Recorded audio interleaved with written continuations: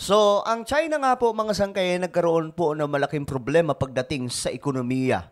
At itong India ay malaking banta sa China na posible, mga sangkay, maungusan sila.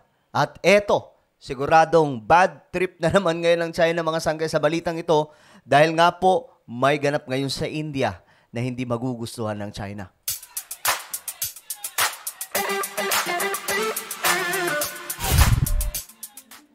Magandang oras po sa lahat ng ating mga kababayan, sa lahat ng mga solid sangkay na nanonood ngayon. Ito, pag-usapan po natin itong mga sangkay kasi alam niyo naman itong China, mainit po ngayon sa usapin pagdating po sa pandaigdigang balita, no? China, parang halos sunod-sunod na, puro China yung mga nagiging topic natin, no? At eto, mga sangkay, India, matindi po itong nangyayari ngayon sa India, no? Pag-uusapan po natin. But before we start, mga sangkay, paki-subscribe po muna yung ating YouTube channel. 1.2 million subscribers na po tayo dito. Kaya naman, alam nyo na ang dapat nyo gagawin. I-subscribe nyo na ito. Tapos i-click nyo yung bell at i-click nyo po yung all. Makikita po yan sa ibaba, mga sangkay, okay? Sa mga nanonood po sa Facebook, huwag kalilimutan na i-follow ang ating Facebook page. Ngayon, ito po kasi yung balita, mga sangkay. Nakita po natin, medyo nakaligtaan nga po natin ito. Ilang araw na po ang nakalilipas, mga sangkay, no? Pero ayon po dito, itong malaking syudad ng India, sabi po dito, Mumbai has overtaken Beijing as Asia's billionaire hub, boasting 92 billionaires. At nalampasan daw po itong China by just one. Matindi, mga sangkay. So ngayon, nalampasan po. Ito po ay malalaking syudad, Beijing, malaking syudad ng China. Pagdating po sa ekonomiya, itong China ay talagang nakikipag-anuhan, mga sangkay, nakikipag-balyahan. Biruin mo, Amerika nga po yung kanilang kagit-gitan dito, mga sangkay. Kaya nga po may tinatawag po na trade war. Naglalaban po ang China at Amerika pagdating po sa mga negosyo, pagdating po sa ekonomiya, at actually, lamang po dito yung China, mga sangkay, kung tutuusin. Kasi kahit i-check nyo po sa Google or sa YouTube, makikita nyo po ang paglago ng ekonomiya ng China. Kaya nga lang, mga sangkay, nakaraan, ang China po ay dahan-dahan pong dumaos-dos dahil nga po sa mga nag-aalisang mga foreign investors. Naglipatan po sila. May mga sinasabi na utos daw po yun ng Amerika kasi para po sa inyong kaalaman, sa China po, ang number one na mga foreign direct investment na pumapasok mula po sa US, mga negosyante po galing sa Amerika. Ngayon, mga sangkay, dahil nga po sa sigalot ng US at China, at syempre, damay po tayo dito, mga sangkay, marami rin pong nakakalaban ng China. Tila baga nag-alala po itong mga negosyante galing Amerika. Kaya malaki po ang nawala sa US. Malaki po ang nawala sa China.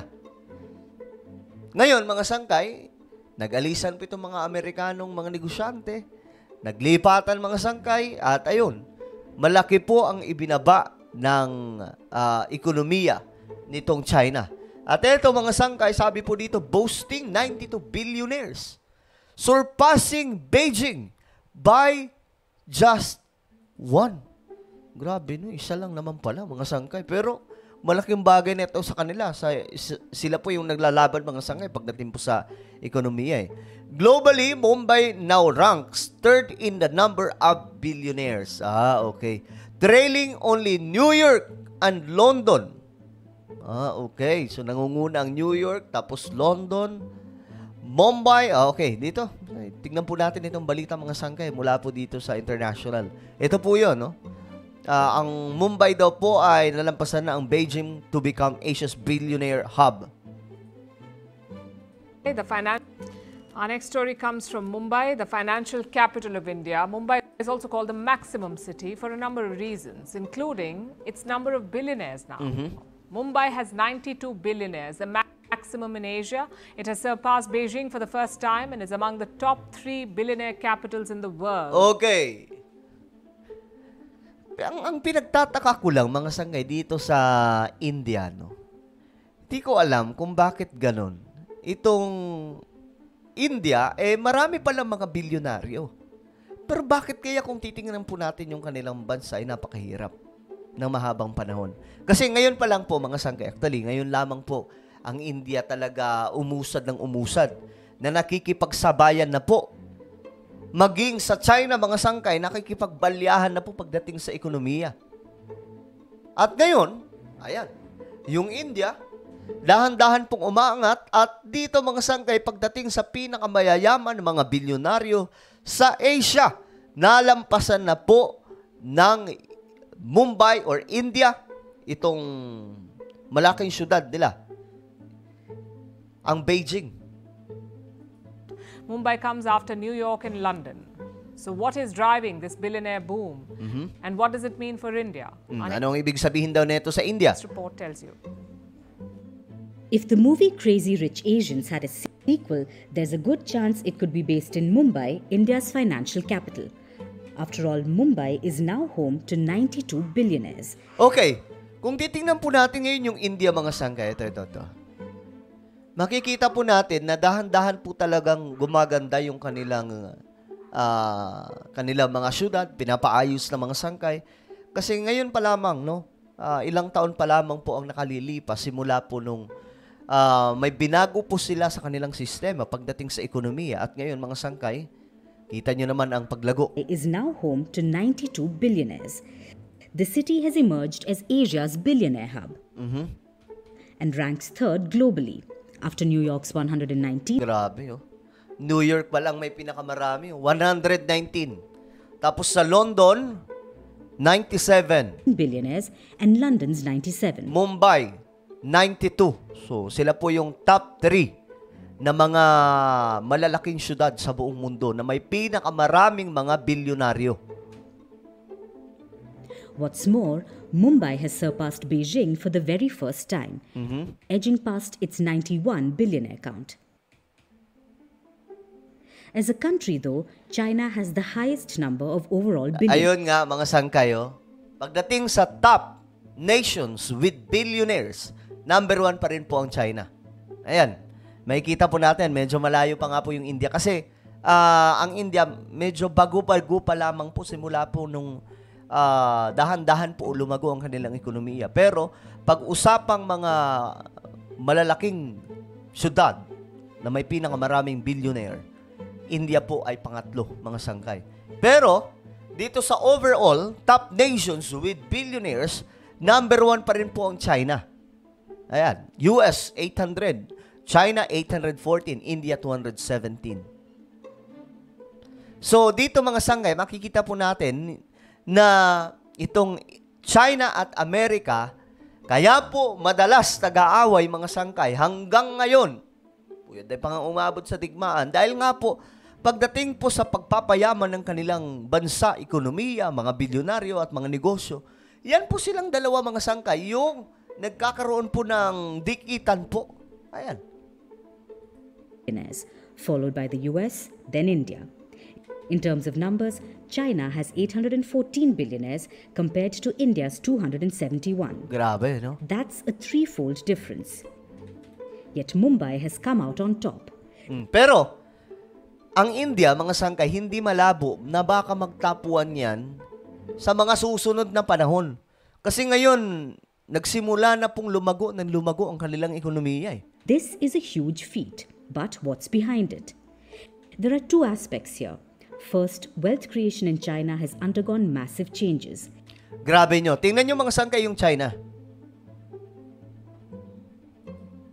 Tingnan nyo kung paano nag-innovate itong China. No? Grabe.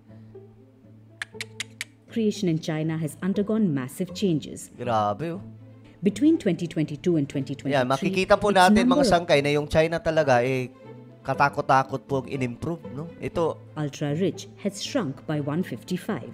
The country's real estate market is in trouble.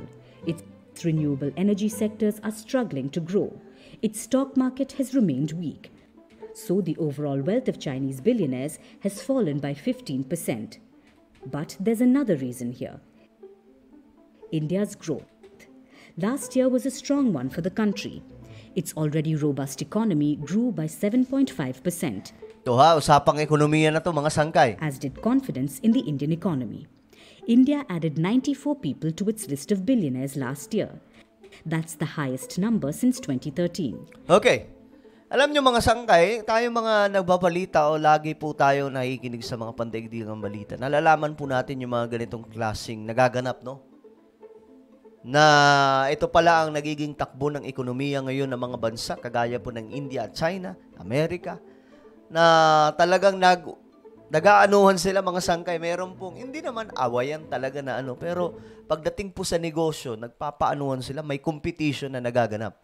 So I hope na ang Pilipinas one day mga sangkay, hindi man natin maging hindi naman tayo aabot sa punto siguro na parang kasindamin lang yung mga bilyonaryo, but at least yung Singapore na matagal na pong nagahari pagdating sa ekonomiya. I mean, dito sa Asia.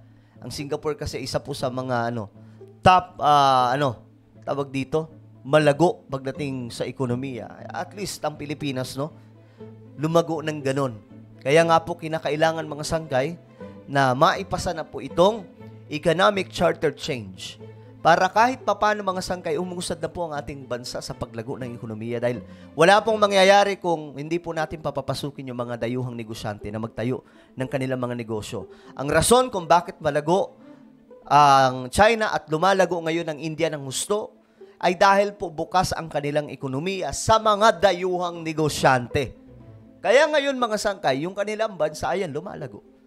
Itong panawagan mga sangkay ng Congress ngayon sa mababa, sa lower house ay magandang move ito na mapalago ang ating bansa pagdating sa economic chacha. So ipagdasal po natin na sana itong Senado magkaroon na po ng burden para sa ating bansa na iaprubahan na po itong economic chacha kasi kinakailangan na po talaga. Okay? So ano po ang inyong opinion?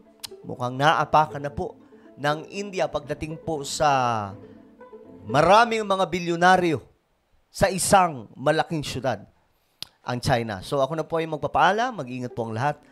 God bless everyone.